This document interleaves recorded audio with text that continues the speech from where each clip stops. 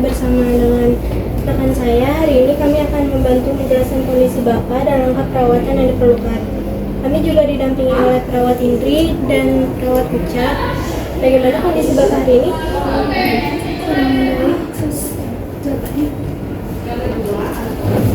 Tidak apa-apa, kami di sini untuk mendukung. Kalau ada yang mau disampaikan, Bapak bisa perlahan, kami sabar menunggu. Nah, kami ingin tahu apa ada rasa tidak nyaman yang paling dirasakan saat ini, Pak? Tangan Bapaknya masih sulit digerakkan, Sus. Susah makan juga. Dok, beliau memang kesulitan pegang sendok, kadang juga terlihat frustasi. Ibu, terima kasih sudah menceritakan. Kami akan membantu mencarikan solusi dengan kekurangan ini. Pak Iki, kondisi stroke ini memang membutuhkan waktu untuk pemulihan. Kami akan membantu rencana terapi fisik dan bicara agar Bapak bisa lebih nyaman. Selain itu, pola makan juga akan disesuaikan supaya Bapak mendapatkan nutrisi yang cukup. Ini butuh dukungan semua pihak, termasuk Ibu Jihan. Jangan ragu untuk bertanya atau menyampaikan kesulitan yang dihadapi di rumah. Baik, terima kasih dok. Saya khawatir kalau salah langkah di rumah. Ibu, nanti kami akan memberikan panduan perawatan di rumah. Kalau ada pertanyaan, kapanpun bisa langsung menghubungi kami. Baik, Sus. Dok, terima kasih ya. Jadi kalau begitu, kita mulai dengan terapi hari ini. Kalau ada jawaban lain yang dirasakan, langsung sampaikan saja ya, Pak. Bapak, sekarang saya akan memeriksa titik Bapak dulu ya, Pak. Sebelumnya ada keluhan hari ini, Bu?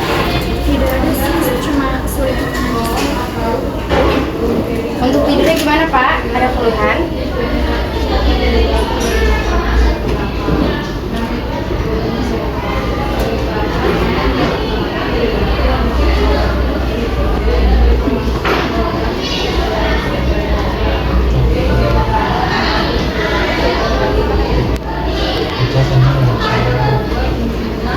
Silakan coret tangannya, Pak. Seperti gimana, Bro? Ada riwayat ada di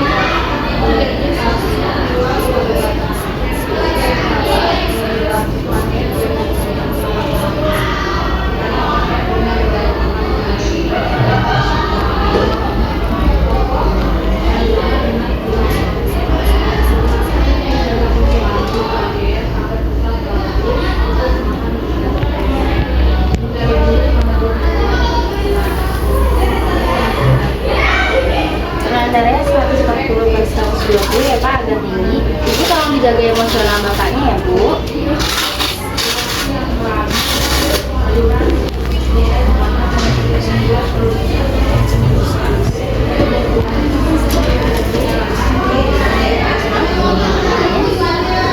Suhunya masih normal ya Bu?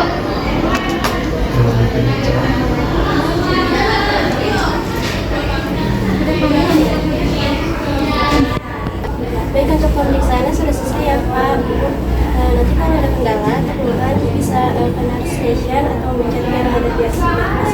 baik dok. Terima kasih ya dok, Sus. Permisi ya Pak, Bu. Iya.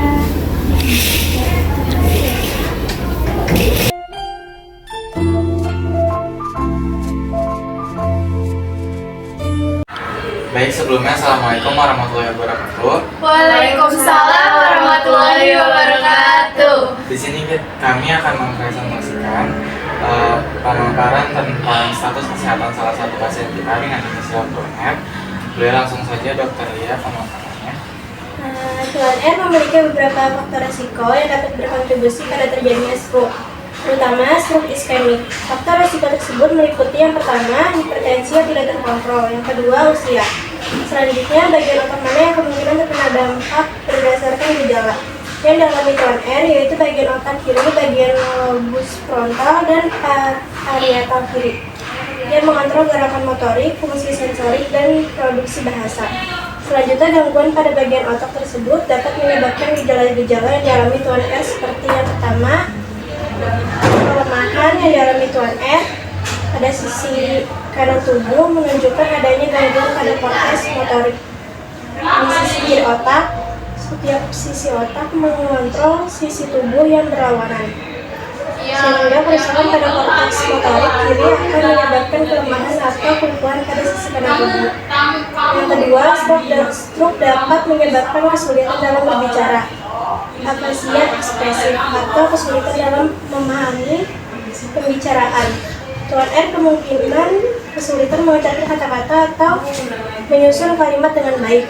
Yang ketiga, simetris wajah, area terkait korteks motorik wajah di belahan kiri otak, di mana satu sisi wajah terlihat lebih lemah atau tidak bergerak. Biasanya terjadi akibat kerusakan pada bagian otak yang mengontrol otot wajah. Yang keempat, hipertensi yang tidak terkontrol meningkatkan resiko terjadinya stroke dengan merusak pembuluh darah, menyebabkan pembuluh menjadi lebih rentan terhadap penyumbatan atau pemecahan. Selanjutnya, patofisiologi. Karena faktor usia, Tuan R mengalami kelemahan sistem saraf. Riwayat hipertensi yang dimiliki Tuan R memicu pemecahnya pembuluh darah di otak sehingga mengakibatkan kelumpuhan pada satu sisi tubuh kanan. Perubahan yang terjadi pada sel-sel saraf karena pecahnya pembuluh darah di otak. Di antaranya adalah yang pertama, kehilangan fungsi tubuh, kematian sel otak, dan kerusakan permanen. Yang kedua, pada stroke iskemik, seperti yang dialami Tuan R, penyumbatan aliran darah ke otak menyebabkan iskemia, yang memicu serangkaian proses patologis termasuk kegagalan metabolisme energi, edema seluler, kematian sel, dan inflamasi. Kerusakan terjadi di bagian otak yang mengontrol gerakan bicara dan ekspresi wajah, yang sesuai dengan gejala kelemahan pada sisi kanan tubuh, kesulitan berbicara, dan asimetris wajah yang dialami Tuan R. Oke, baik, selanjutnya di sini ada penata laksanaan medis terapi Tuan R. Terapi farmakologis dan juga non-farmakologis. Berikut adalah penjelasannya. Yang pertama itu ada farmakologis. Tata laksana awal yang dapat diberikan dengan melakukan stabilisasi jalan dan juga saluran napas pada pasien untuk menghindari terjadinya hipoksia. Hal ini juga tertuju untuk mengoptimalkan metabolisme otak pada saat keadaan patologis.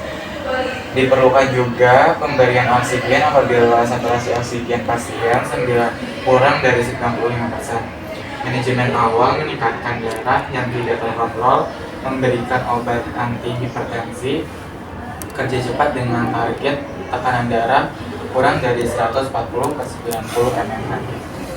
Yang kedua, ada non-farmakologi, mengurangi konsumsi garam berlebih, mengurangi makanan yang memiliki kolesterol tinggi seperti daging, berlemak, dan juga berminyak, mengatur pola makan yang sehat, berolahraga secara teratur, minimal jalan kaki selama 30 menit, dan juga istirahat yang cukup.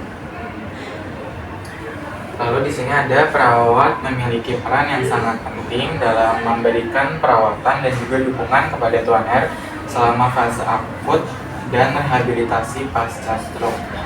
Berikut adalah peran perawat dalam keadaan fase tersebut. Yang pertama di sini ada fase akut. Pada fase ini perawat bertugas untuk membantu stabilisasi kondisi pasien dan juga mencegah komplikasi lebih lanjut. Penilaian dan juga pemantauan, pencegahan komplikasi, dan juga dukungan emosional dan komunikasi. Lalu yang kedua ada fase rehabilitasi. Setelah fase akut terlewati dan kondisi Tuan R stabil, faktor perawat bergegas ke rehabilitasi dan juga pemulihan fungsi tubuh. Ada rehabilitasi fisik, edukasi keluarga dan juga pasien, terus juga ada dukungan psikologi. Terus ada dukungan psikososial dan juga dukungan psikospiritual, dukungan emosional. Stroke dapat menyebabkan stres emosional bagi pasien dan juga keluarganya. Perawat dapat membantu dengan merujuk pasien dan keluarga ke layanan konseling atau kelompok dukungan. Sampai di sini sudah jelas semuanya. Ada yang ingin ditanyakan?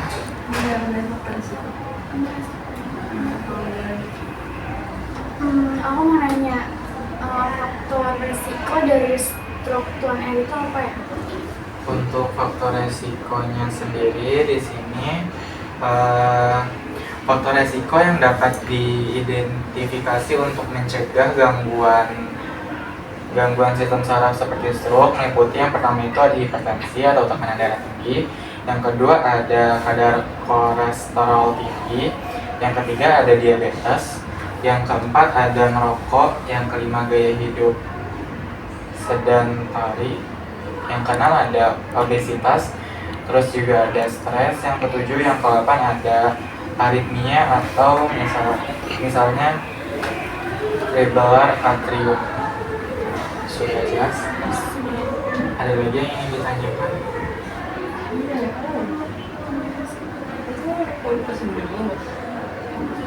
Boleh saya tahu komplikasi yang mungkin dialami oleh tuan R? Oke, baik, bisa dilihat di sini.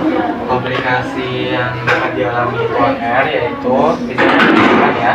Yang pertama ada benjolan atau cacat permanen. Yang kedua ada sulit bicara dan juga menelan. Yang ketiga ada aspirasi pneumonia. Yang keempat ada nyeri pada anggota tubuh yang terkena stroke. Yang kelima ada trombosit vena dalam. Yang keenam ada hidrocephalus. Yang ketujuh ada perubahan perilaku, dan yang kedelapan ada depresi. Apakah cukup jelas? Sudah. Oke, baik, mungkin segitu saja pemaparan dari kita tentang status kesehatan tuan R. Kurang lebihnya mohon maaf. Kami akhiri, wassalamualaikum warahmatullahi wabarakatuh. Waalaikumsalam warahmatullahi wabarakatuh.